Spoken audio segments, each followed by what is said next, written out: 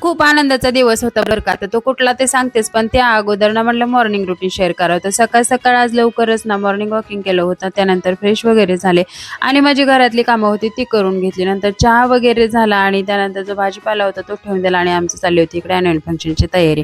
आता या दोघींना थोडंसं स्नॅक्स वगैरे दिलं होतं तेच झालं आणि त्यानंतर थोडीशी हेअरस्टाईल केली. आता हेअरस्टाईल तर जास्त काही करायची नव्हती कारण त्याला स्कूलमध्ये ड्रेस भेटून तिकडेच मेकअप होणार होता बरं का.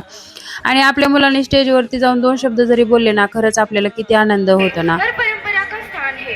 एसकेजीबी के इन कलाकारों ने आज साबित कर दिया की की खरंच तिने ना अँकरिंग खूप छान केलं होतं बरं का. फर्स्ट टाईमच होतं, पण त्या मनाने कॉन्फिडन्स खूप छान बोलली ती. नंतर ना तिचं दुसरं पण अँकरिंग झालं. नशन 6 जून 1674 रायगडावर छत्रपती राजाचं स्वप्न हिंदवी साम्राज्याचा अभिमान रयतेचे झाल्यावर ह्यांचा डान्स होता आणि त्यांनी ना हिंदी आणि मराठीचं अँकरिंग झालं होतं. इंग्लिशच्या अँकरिंगला काय झालं होतं, लाईटच खूप प्रमाणात होतं ना, त्यामुळे जास्त काही चांगलं दिसत नव्हतं. त्यामुळे इंग्लिशचं तिचं काही अँकरिंगचं शूट झालंच नाही बरं का. त्यानंतर आम्ही नाश्ता वगैरे केला आणि नंतर आम्ही संध्याकाळी घरी आलो. आता 12 तरी वाजले असतील आम्हाला यायला. चला तर मग बाय.